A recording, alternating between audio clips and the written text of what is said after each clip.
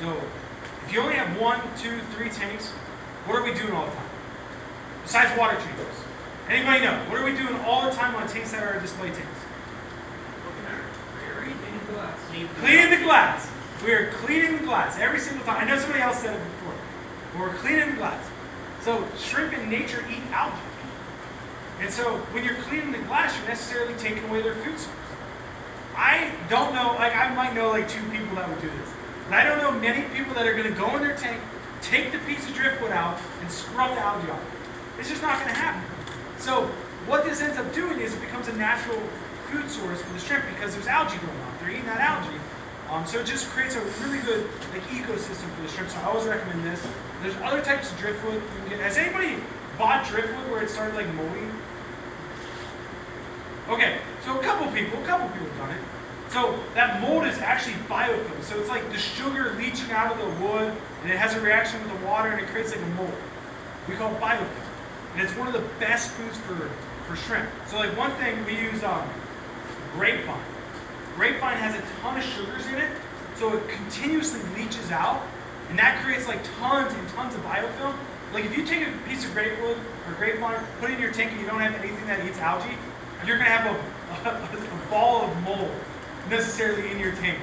And so it just creates a perfect food source. All the spider wood, the bonsai wood, things like that, most of them will create that moldy look, and the shrimp will eat it right away. And so it's a really good food source. So those are the 3 things: Indian olive leaves, java moss, and driftwood. Now maintenance and care, so just the basics to keeping shrimp. Cycling. Cycling is so important. I talked about this earlier with someone. But the biggest problem with shrimp tanks is shrimp do not produce much waste. They just don't. They're small, they're little. And so people will buy, let's say it's an expensive shrimp, they might only buy 10 shrimp. Put them in a 10 gallon. They don't eat much, they might feed them once a week, something like that. Next thing you know, you have babies. The babies grow up, now you got 100 shrimp, all of a sudden, boom, you have a crash. Half of your shrimp died, you have no idea what happened. Well, what happened was, you had a cycle in your tank, you put 10 shrimp in there, they didn't produce enough waste to keep the cycle alive, so as soon as there's enough ammonia in there, it kills the shrimp, because that bacteria isn't built up for all those babies. So what we recommend, besides, live bacteria is always a great thing. We use it in every single one of our tanks, because we're constantly getting in, 20,000 shrimp. We can't have, 300 tanks cycling. So we have to go through and add live bacteria. So that's always a great way to do it. Get a bottle of live bacteria, add it in. Fritz Turbo Start is by far the best bacteria in the market for neocarotene. It doesn't work in low pH. So if you have a buffer tank that has a pH below 7, Turbo Start will not work. So just know that. They don't advertise that. I don't think they even knew until I started using it. But that, Brightwell has a couple ones. Fluval even has one, Fluval Cycle. There's tons of live bacteria out there. Dr. Tim's. So always add live bacteria once your shrimp tank starts booming. The other thing you could do is what we prefer to do is keep snails in your tank. So mystery snails are one of the dirtiest things out there. They eat leftover food, so you're never going to have food polluting your tank. You're going to have these big snails that eat, and they lay in clutches, so they're not going to reproduce like crazy. You can take the clutches out.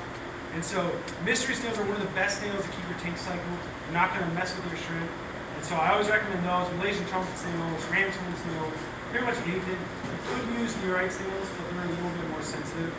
So those are a couple things just to watch out for. I'm sure everyone here knows how to cycle a tank. You can take an already cycled sponge filter, put it in there. You can take an already cycled filter, squeeze that over top. But there's plenty of ways to get good bacteria in your tank and get it going. My favorite is definitely just what we do now is probably the easiest method. We just get shrimp, we put them in there, and then we dose live bacteria for about 2 weeks. And we make sure we have enough in there that will keep the bacteria alive. If you're unsure, just put a sample. But the basic cycling methods apply. Does anyone want me to explain cycling more? I figure most of us got it by now, I would think. Water changes. A lot of people mess up with water changes. What is the principle that we always tell people when it comes to fish? How much of a water change should we do? Come on, somebody loud. 10% a week. 10% a week? Is that what you said? 25? Some people do 50. Disc speeders say they do 100% a day. Shrimp do not produce a lot of waste. A lot of people will do the 10% a week or do 20% a week, and it's too much, way too much. So honestly, what we do like a 10% water change every 2 weeks. And so we really cut it back because keeping it stable, my 480 gallon, we have not done a water change on it since I set it up. And I set it up, I believe, the end of October, the beginning of November of last year. And we haven't done a single water change. Now, that comes down to having plants and doing top offs and all that stuff. So I wouldn't recommend that to anyone. But I'm just saying, like, we have an extremely successful tank with really high-end shrimp that we haven't done a water change on. So a lot of people like go overboard on water change, and you just don't have to. So do it slow. If you are going to do a water change, I would say 10% every 2 weeks is plenty. Now, there's always those disaster scenarios that something happens and you have to do a bigger one. But we'll go back to temperature. Always make sure your temperature is within 2 degrees. Never change it more than 2 degrees. Yes? Not on that topic. What about a handling plants So what about a tank that you're dosing fertilizer? So, I mean, honestly, in a shrimp tank, you could do 100% water change every single week, but you have to be skilled enough to do that. So for like a beginner, I would say just don't fertilize, or only fertilize once every 2 weeks, or every 4th day instead of every day. Like whatever you're doing, cut it down a lot so that it doesn't make a difference. Because if you're fertilizing right, you're only adding enough nutrition that your plants are consuming. So inevitably, if you're doing it right, every 4 days you're just adding enough that they need to get by for 4 days. And as they grow, you add a little bit more. But a lot of people do the EI method where they're just dosing a ton of fertilizer, and then at the end of the week they're doing 50% water change. And so shrimp could tolerate that, but I would say it's a recipe for disaster. There's going to be something that goes wrong. So I say minimalistic. So the least amount of fertilizer that you can add, the better. I wish I had a picture of my 480. Have you seen it before? Okay, so tons of plants in it. It looks beautiful. It's well aquascaped. I didn't do it. I had somebody do it for me. But it looks awesome. But I take care of it, and I dose fertilizer once every 3 weeks. Just because like the food's putting stuff in there, and the waste is doing it. And so I'll make sure they consume all that stuff. And the minute I start seeing the plants like maybe they're not growing as good or something like that, then I'll do a full dosing of fertilizer, and then wait a couple weeks and see how they're doing again. So anything you can do to just slow it down. But temperature is the biggest thing. Also, I don't really ever talk about this because it gets kind of confusing. TDS shock. So like, for example, if you keep shrimp in a TDS of 200 and you use fertilizer, it's going to take your TDS up to 300, and then you do 50% water change, and you drop your TDS back down to 220. And all of a sudden you got 80% difference, or 80 TDS difference, which could shock them. And so it's always better. Like I always say, with breathing, more oxygen is better than less oxygen. So if you have them in 200 TDS and go from 300, it's not very bad. But if you have them 300 and go to 200, it's really bad. So it's like when you climb a mountain, it's really tough when you get up there, there's little oxygen. But as you come down, it's super easy because it's just tons of oxygen. The more oxygen, the better. Same thing with shrimp. The harder it is, it's not necessarily better, but it's easier for them to adjust it. Any other questions? Okay. So the best way to do water changes that I found, like especially as a hobbyist, I would drain the water into a bucket and then know like a line in the bucket that I would drain it down to, and then I would fill that bucket back up, set it up on the lip of the tank, and just drip it in with an air stone. An air stone and an air line. And over the course of the next, hour, 2 hours, it would just drip in. And that way you're making sure there's no like sudden changes. There's plenty of ways you can do it. One thing I recommend everyone get, I just learned this, for thermometers, those ones you can get on Amazon that you stick into the meat? I use those for aquariums, and it's like accurate right away. So they're like super cheap. They're like $10 online, and you can tell right away, like, okay, this is my tank water, this is the water change water, and it's instant, like, 170 degrees, 172. Instead, like maybe I'll leave it at room temperature for a little while. And that's another thing. If you're leaving your shrimp at room temperature, you can get your water change water set up the night before and do the water change the next day, because now the water's at room temperature. And so that's another way that you can just foolproof your system. So temperature is a big thing. I know I'm saying all these things that can be devastating, but at the end of the day, like once you like get down the basics, shrimp keeping is the easiest hobby out there. And it's the same thing with everything. Like if you know how to breed plecos and you know like little tricks, it's simple. And so all shrimp are pretty easy to breed, whereas like all plecos, there's some that, like zebras, they might have 4 or 6 babies, it might take them 8 years. But all shrimp breed regularly, so if you do all these basics, you're gonna have success with every type of shrimp that you try. So that's water changes. Feeding. Again, so many people overfeed. Even with fish, like we get pictures from customers, they're like, all my shrimp died, I don't know what happened. And so I tell everyone, I don't try to trick them, but I just tell them, like, send me a picture of your tank, and if I notice something like out of place, it's wrong. Because when you ask someone, like, what are your parameters? Oh, they're perfect. Every time they're perfect. Oh, well, what's your TDS? Why don't test that? It's like, my TDS is it. So everyone has perfect parameters. But at the end of the day, like, I get people that send me pictures of their tank, and there's just like there's creatures living in there that I've never seen before. Like there's so much food in there. Like this one person, I feel so bad for them. They sent me a picture of their tank and there was like a worm in there that was like pulsating. And I'm like, I don't even know like what this is. Like, is this a saltwater tank? Like, is that a bristle worm? And so it was just crazy. And so I always work with the people and just tell them like, listen, restart your tank. I'll send you everything that you need. This is how you do it. I tell them like the exact same things I'm telling you guys in a condensed form. And then if they do all that, I'll send them the shrimp for free. Just take it and try it again. And so one lady, oh my gosh, I think she was the one that had the bristles one type thing in her tank. I swear I sent her probably 5 orders of shrimp and supplies. It probably cost us like $500, and I think her original order was like $50. And at the end of it, she's just like, I just don't think I'm made for shrimp keep. And I'm like, oh, I think you're right. Yeah, that's the only situation that we haven't come to a solution on. But she was a good sport about it. But anyway, types of feeding you can do. One product I brought, I think it's over here, and I think it's on the next slide too, but I don't remember correctly, is Bacteria E. It is by far a food that I've been feeding ever since I started shrinking. It's a powdered white food, which is why I was a little nervous bringing it on the plane, because you just never know that they would confiscate. And so I did bring it. I figured I'd bring 2 and just see what happened, and you guys could, I don't know if they're wrapped them off or what, but this is by far the best food that you can ever feed your shrimp. It's basically ground up biofood. Remember that mold we were talking about? This is basically it in ground up form. And all you do is you just sprinkle it on the top and it like snows in your tank. And what that does is the food spreads everywhere so the babies can find food wherever they are. They don't have to go scavenge because most of the time babies don't want to move. They just like feeling secure where they are. And so sometimes they'll just starve to death. They'll just sit there and starve. And so this is one good way of feeding your tank. But one thing to point out with feeding powdered foods is powdered foods in general will dissolve into the water rather quickly. And so if you feed too much, you can have a huge ammonia spike just by feeding powdered foods. So again, with shrimp, everything is in smaller portions, water changes are smaller, feeding is smaller. It's really hard to starve a shrimp because they're going to feed on the algae, the stuff that's in the tank. So I would say the best thing you can do is feed like every 3 days. And if they're just pounding the food, it's going down right away, they're eating within an hour, then maybe you feed every other day.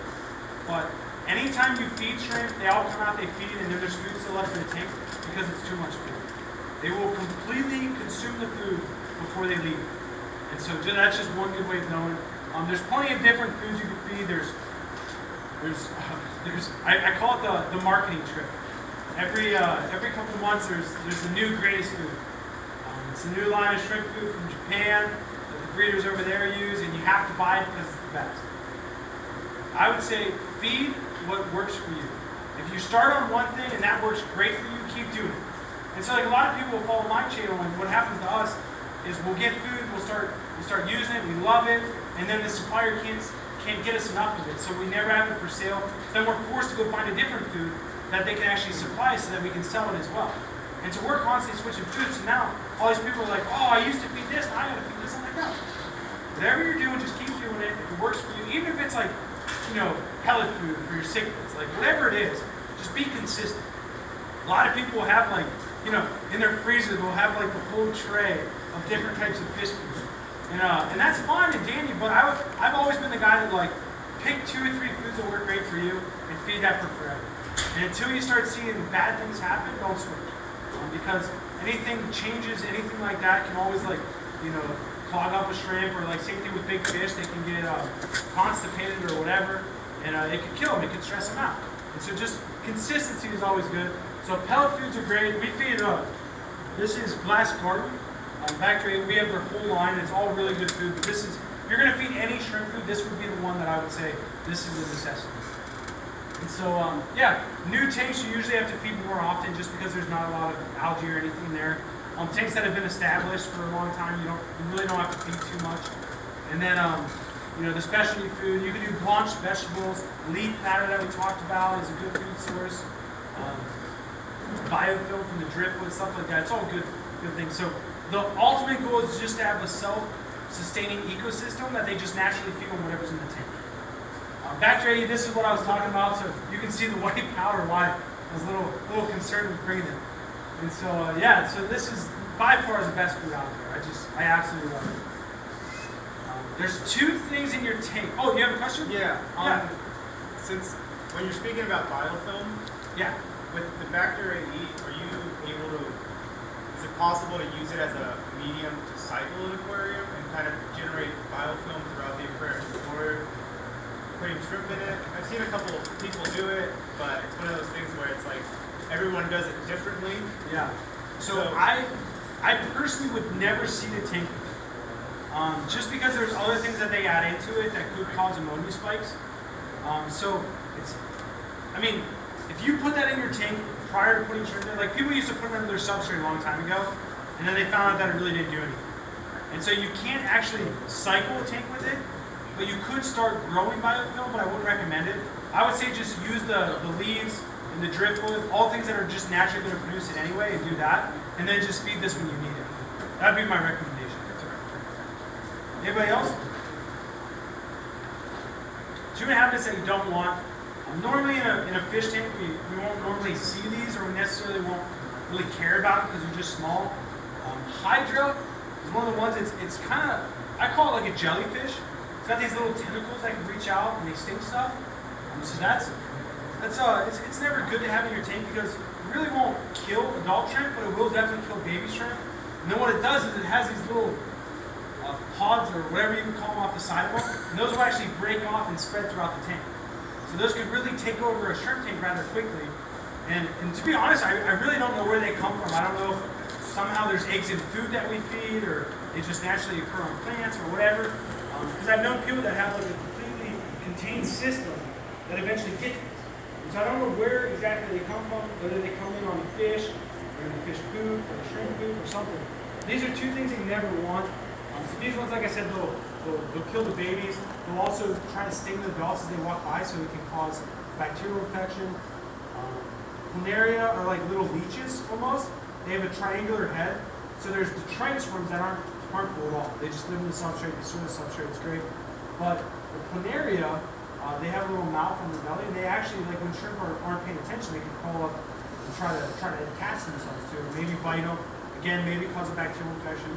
So for shrimp tanks, you never want to have these 2 things, so it's always good to watch it. If you feed appropriately, you'll never have these things. They just never occur.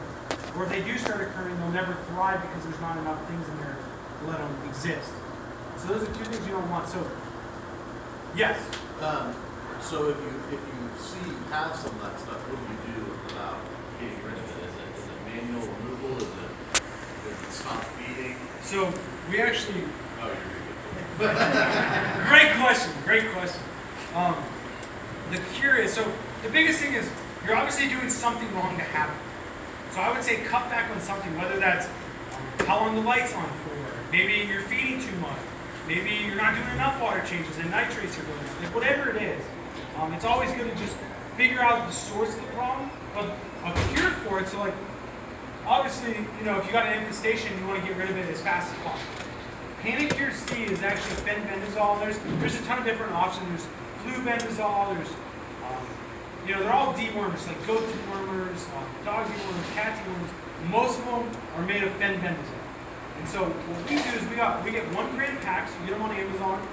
For something, I think it comes with 3 1 gram packs, and it's maybe like $15 on Amazon, free shipping. And so what you do is you dose 1/10 of a gram, so 0.1 grams per 10 gallons. So a 1 gram pack will treat 100 gallons. So with that being said, you really can't overdose it. Like we've overdosed it before and it really didn't affect the shrimp. It could have long-term effects on the shrimp, but it isn't going to kill them. And so it might affect their fertility and stuff like that.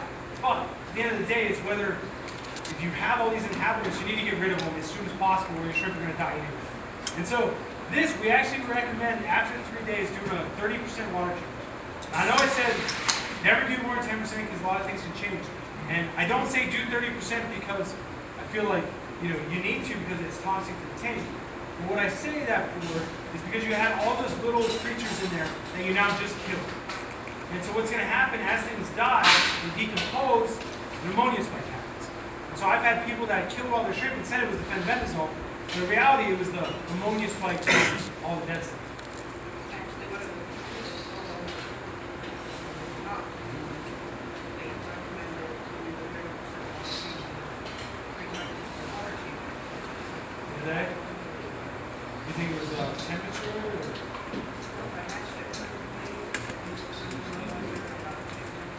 Really? So how many times did you treat it?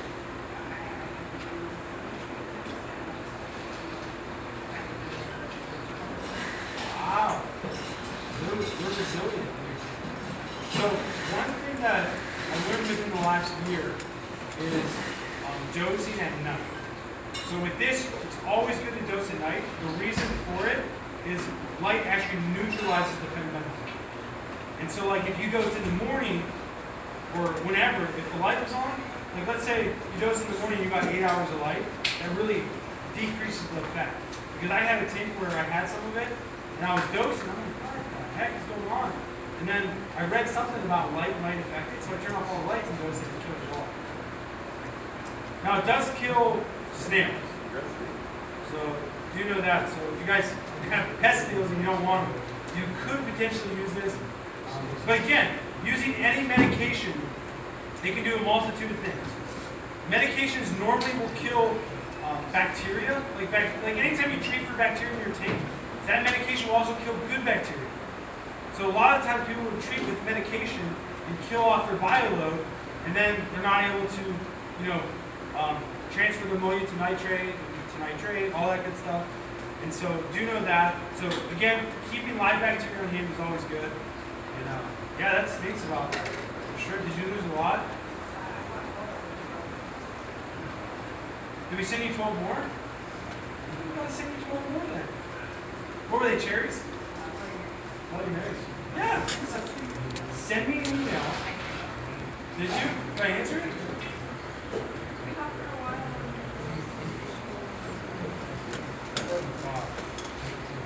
Awkward. No, please send me an email. Yeah, we'd be more than happy to. So that's what we use, paint accuracy. We use it on like all of our big totes.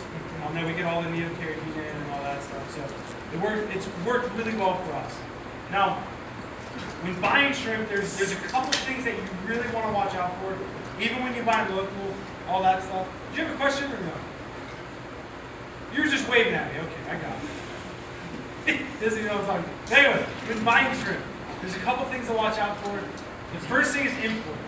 Now, obviously I'm an importer, but I always say you need to watch out for importers. A couple of things that I've learned is like I talked about earlier. When someone imports shrimp, their first thing is to make their money back. So what do most importers do? It's a thing called pre-sales. And it's a hugely discounted price, and as soon as the shrimp come in, we'll send it to you, the fish, whatever.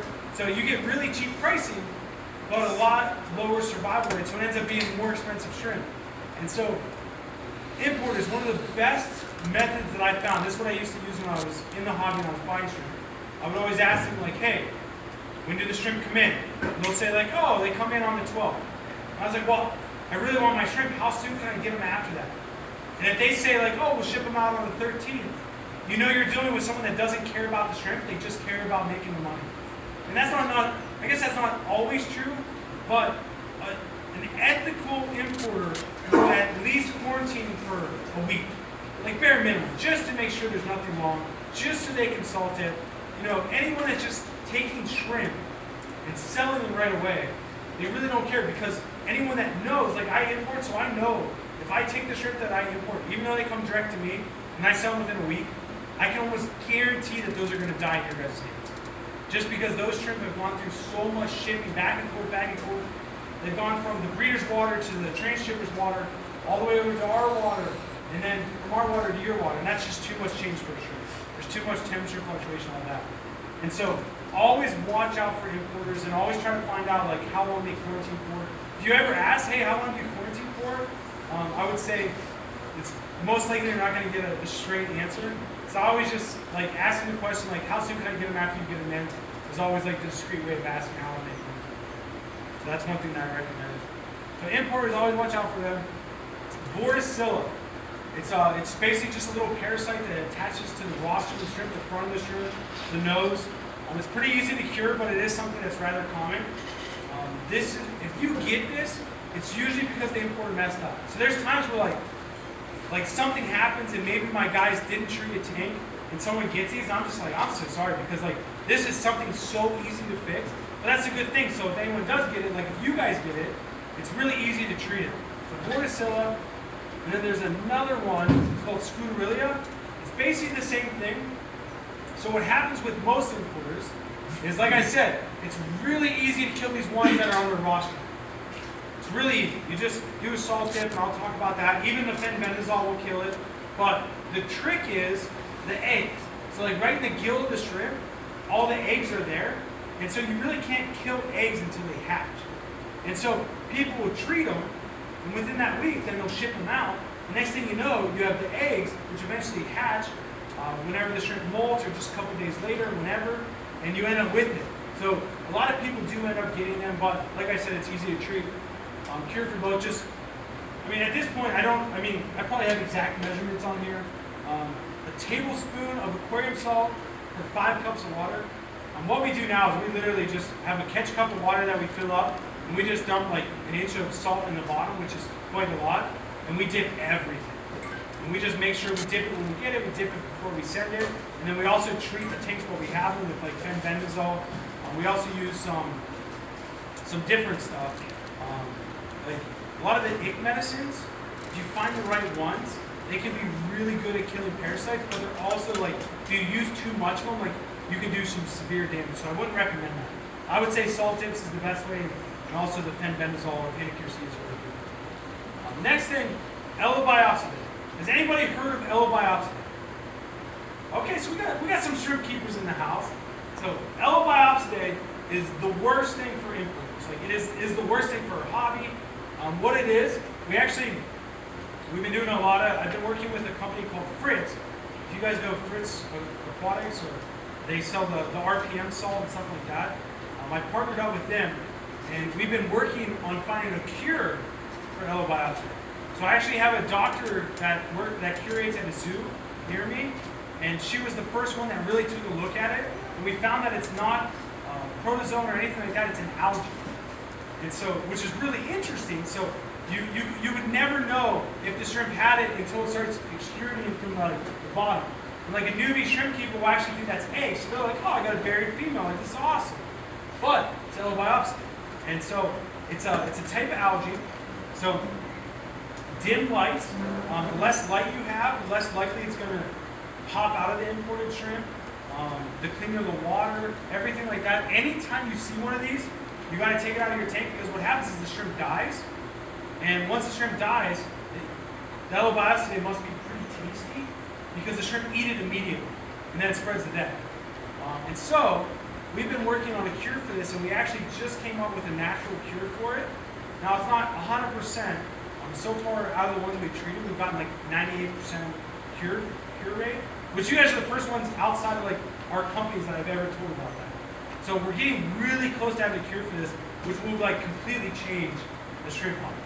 And so it's going to be really exciting. But this is something that in the past, and even now, like if you've ever seen in your tank, always take it out. You never want something like that to die in your aquarium. And if you're buying shrimp from an unknown source, even if you're buying shrimp from me, I would always recommend checking them over the course of the next 3 months or so, and just make sure that you don't get it. And then 2 last things.